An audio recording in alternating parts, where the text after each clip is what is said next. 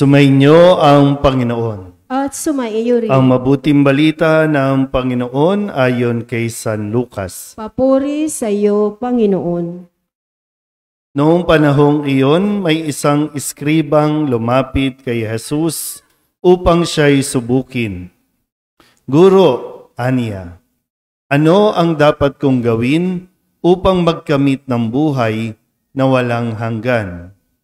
Sumagot si Jesus, ano ang nakasulat sa kautusan? Ano ang nababasa mo roon? Tumugon siya, ibigin mo ang Panginoon mong Diyos ng buong puso, ng buong kaluluwa, ng buong lakas, at ng buong pag-iisip. At ibigin mo ang iyong kapwa gaya ng iyong sarili. Ama ang sagot mo, wika ni Jesus. Gawin mo iyan at mabubuhay ka.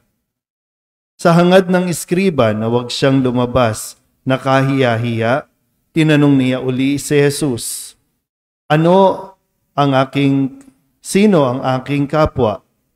Sumagot si Jesus, may isang taong naglalakbay buhat sa Jerusalem, patungong Jericho. Hinarang siya ng mga tulisan, kinuha pati damit sa katawan. Binugbog at halos patay na ng iwan. Nagkataong dumaan doon ang isang saserdote at pagkakita sa taong nakahandusay, siya'y lumihis at nagpatuloy ng kanyang lakad. Dumaan din ang isang Levita, ngunit tininan lamang niya ito at nagpatuloy ng kanyang lakad. Ngunit may isang Samaritanong naglalakbay na naparaan doon. Nakita niya ang hinarang at siya'y nahabag.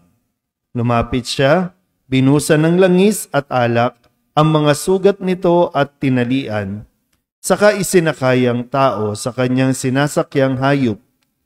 Dinala sa bahay panuluyan at inalagaan doon. Kinabukasan, dumukot siya ng 2 denaryo. Ibinigay sa may-ari ng bahay panuluyan at sinabi, alagaan mo siya at kung magkano man ang kakulangan niyan, babayaran ko sa aking pagbabalik. Sino ngayon sa palagay mo ang nagpakita ng kanyang pakikipagkapwat sa taong hinarang ng mga tulisan? Tanong ni Jesus. Ang nagpakita ng habag sa kanya. Tugon ng iskriba. Sinabi sa kanya ni Jesus, humayo ka't gayon din ang gawin mo. Ang mabuting balita ng Panginoon. Pinupuri ka namin, Panginoong Hesukristo. Maupo po ang lahat. Isang mapagpalang gabi po sa inyong lahat. Ngayon po ay Lunes para sa ika-27 linggo sa karaniwang panahon. Mayroon pong tanong ang isang iskriba na lumapit kay Jesus. Ano ang dapat kong gawin upang magkamit ng buhay na walang hanggan? Buhay na walang hanggan, no? Pag sinabing buhay na walang hanggan, ito yung buhay na naghihintay sa atin pagkatapos ng buhay dito. Yung buhay na walang hanggan doon sa kaharian ng Diyos. Okay, sa mismong tanong ng iskriba, kasi ang isang iskriba ay itinuturing na matalino, scholar. Kumbaga, pagdating sa kasulatan, siya yung inaasahan na memorize ito at pwede niyang ituro ito sa mga tao. So, isang scholar, ang isang iskriba. Kasi yung scribe nga, di ba, no, tagasulan, no, yung dahil wala pang photocopier, talagang sila yung nagsusulat nito. So, kabisado niya dahil di ko alam kung nakailang beses na siyang nakapagsulat ng mga salita o utos ng Diyos. Pero pag pinakinggan mo na mabuti, ang tanong, ano ang dapat kong gawin? Sabihin niya nga po, gawin. Para magkaroon daw po siya ng buhay na walang hanggan. So, tinanong naman siya, ang sagot naman ni Jesus ay, ibigin mo ang Diyos ng buong puso, ng buong kaluluwa, ng buong lakas, at ibigin mo ang iyong kapwa gaya ng pag-ibig mo sa iyong sarili. Alam na rin naman ng eskribang ito.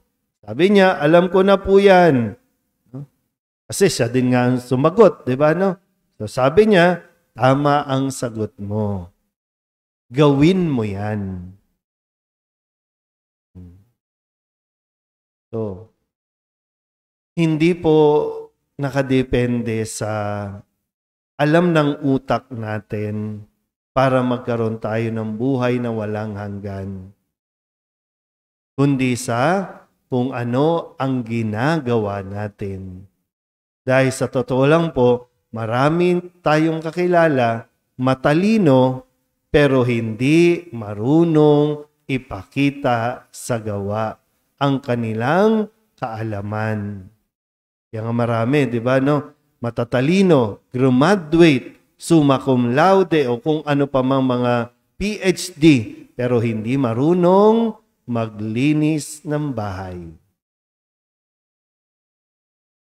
Nakukuha niyo po ba? So, wag mong ipagmalaki na alam mo, memorize mo, no, yung mga batas, rules and regulations, kundi ang tanong, ginagawa mo ba? Putting into action, ginagawa mo ba yan? Kasi yun ang magiging basihan para masabi na, okay, qualified ka para magkaroon ng buhay na walang hanggan.